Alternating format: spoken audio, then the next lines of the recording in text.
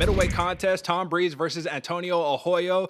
Tom Breese opens up as a minus 240 favorite with a plus 200 comeback for Antonio Arroyo. And folks, let me just mention one last time that when I'm putting up these odds and when we refer to these odds, these are the opening week odds. So the odds have changed by now, and clearly they will change as the fight progresses or gets a little closer to the fight date. But this is the opening odds. So AJ, off the bat, man, odds makers are showing a lot of love to our man Tom Breese, and for good reason, because we've been hyping this man up. We've been saying how crazy of a prospect he is. Unfortunately, he's coming off of a loss to Omari Akhmedov, who is a beast of a contender right now. But give me your thoughts on this contest, man. Must-win situation, must-win territory for Antonio Arroyo, would you say? Oh yeah, 100%. Especially because Antonio Arroyo has lost a lot of steam. He really had a lot of good going for him with the Ragman win, but I mean, losing one to Muniz, okay, and then when he lost to Darren Wynn, especially with such a drastic height difference, like you thought everybody watching the two fighters walk into the fight, you were like, oh yeah, Arroyo all day. But man, yeah, he didn't pull it out, didn't get the win, and I think it hurt his stock a lot. So very much so I'm with excuse you. me right there. Very much so a much-needed win for Antonio Arroyo because he's choking just like I am, my man. Yeah, No, it was a lot. absolutely no. But what was interesting about that fight is it just proved that in mixed martial arts, man, physique isn't everything. Height isn't everything. Stature isn't everything. And in this fight, we got two dudes who got a hell of a physiques, man. This is bodybuilder central right here. You know what I'm saying? Because Tom Breese, did you know this man used to fight down at 170? His last fight at 170 was against Sean Strickland, a fight he lost via split decision. So now he's healthy, he's rejuvenated, and he even looks like he's too big. Look, sorry, we're gonna have to get a cough button one of these days, folks, but it's okay. Bear with us. Bear with us for now, you know what I'm saying? But listen, we're at the end of the day, this is a really, really interesting matchup because what we have in Tom Breese is a very, very legitimate boxer. Dude is nice with his hands. He is a southpaw. Listen, man, this is a dude who I believe is a true contender in the division, in the middleweight division right now. But Antonio Arroyo, this is a flashy dude, right? He's throwing a bunch of kicks and all that, and we've seen that if you take him to the ground, it's going to be a very, very long night for the man. Deron Wynn took him down. I can't even count how many times, man. It got to a point where it was just too much, you know what I'm saying? So, AJ, man, how do you see this fight playing out? Because I honestly believe that while the odds makers have a plus 200 for Arroyo, he has a lot better of a chance. He can win this fight. This is not an unwinnable fight by any stretch of the imagination. Give me your take, AJ. Well, and I think it's actually a little bit closer of a fight, specifically because not really of each of the fighters have to worry about the other one going for a takedown. It's not their bread and butter. They're going to be able to stand up, bang it out how they want to, and the only way anyone's going to shoot is if they get hurt. That's what I'm predicting. I'm looking for a very fun striking battle, stand-up match. Obviously, in the last match with Tom Breese with the Americani, you saw his wrestling needed work. Same thing with Deron Wynn and Antonio Arroyo. That you said yourself, he took him down I don't know how many times. Their wrestling game both needs work. So long shot, they might. Both these fighters might want to say like, hey, I want to get one back from my last one. I'm gonna go out here and wrestle this dude. I really don't think that's gonna happen, especially with the size and both physique of the fighters we have going. I think it's going to be a crazy kickboxing match, or at least that's what I'm excited for. What do you think, Derek? What it's going to happen?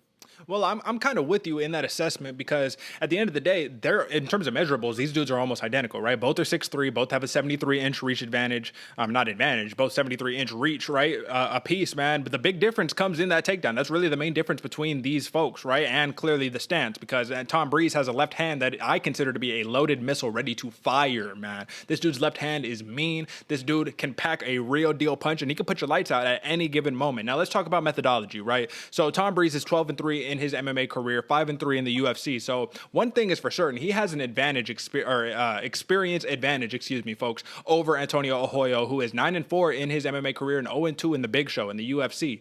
The thing about Antonio Arroyo, though, man, is that he has kicks of all varieties, man. Like he has these blitzing punches and crazy kicks, and we're going to talk about him in a second, AJ. But Arroyo kind of got these crazy kicks like Dusko Todorovic, right? You know what I mean? He could just throw him out there all long and hit you from the other side of the cage, So that's going to be a big factor here. Will he be able to cover ground with the kicks where Tom Breese is going to be looking to just box him up? You know what I'm saying? At the end of the day, AJ, because in all honesty, I think this is going to be a fun matchup, but I do personally, I'll let the cat out the bag. I have Tom Breese edging this one out, but I want to ask you this, man. Do you think Tom Breese does something that is uncharacteristic, right? He did mention in his pre-fight interviews that he more or less was in very weird quarantine situations, couldn't acclimate to the climate because he was stuck in his hotel room with the court. I don't know if it was excuses or not, but at the end of the day, do you think that he does something uncharacteristic and says, well, I know that the clear way to beat you is to take you to the ground. I'm going to pull a Marvin Vettori. I'm going to pull a Derek Brunson. I don't care if it's a beautiful performance. I need a win because I just lost my last fight. What are the odds of that happening, AJ? Probably a lot better than we're hoping for. You know, if I had to guess, and if I was actually out there strategizing for somebody, and I knew or watching what Antonio Arroyo did, actually, honestly, to be completely fair, watching what either of these fighters did in their last outing, that's what I would think. Man, take this dude down, even if that isn't your ground, you know, your bread and butter. Man, it's not his. It's not his by a long shot either. So take him down, beat him up on the ground. If I had to guess, you know, and I'm playing full strategy mode right here, I'd honestly probably say like a 60% shot, man. We're gonna see at least, you know, or if all goes to that strategy, I would expect at least 1 or 2 shots within the first, you know, 2 to 3 minutes, and then maybe after that they abandon ship and go back to what's comfortable. But I mean, it makes perfect sense on paper if you're going to be able to shoot on either of these guys, because really, from the performances we've seen, that is not their strong suit. And who wants to risk the getting, you know, the consequences of fighting a fundamental boxer like Tom Breese, where, like you said, that left hand is an absolute missile, or with Antonio Arroyo kicks, he has this amazing question mark kick that comes out of nowhere, and he's very fast, especially very long. It's a recipe for disaster. Nobody wants to eat those kicks to the head, you know. What would you give it, Derek? What would you say?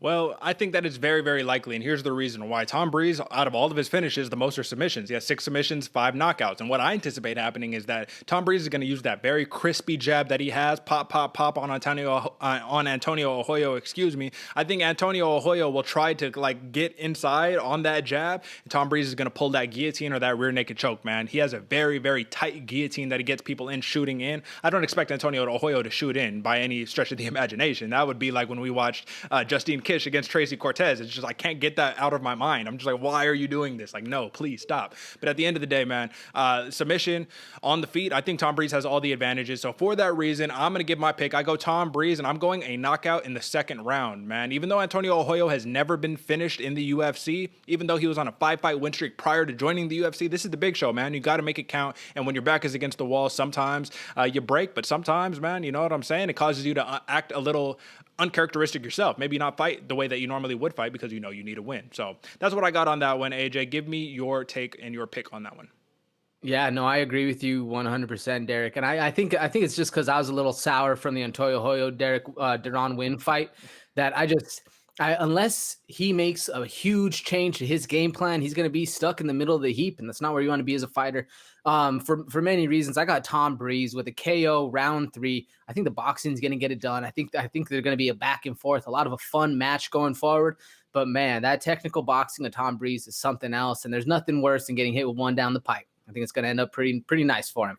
Absolutely, man. And Tom Breese, once again, in the pre-fight, presser before we move on, he looked pissed off, man. He looks like he's very upset, and he wants to get some revenge. Looking for revenge, as they say.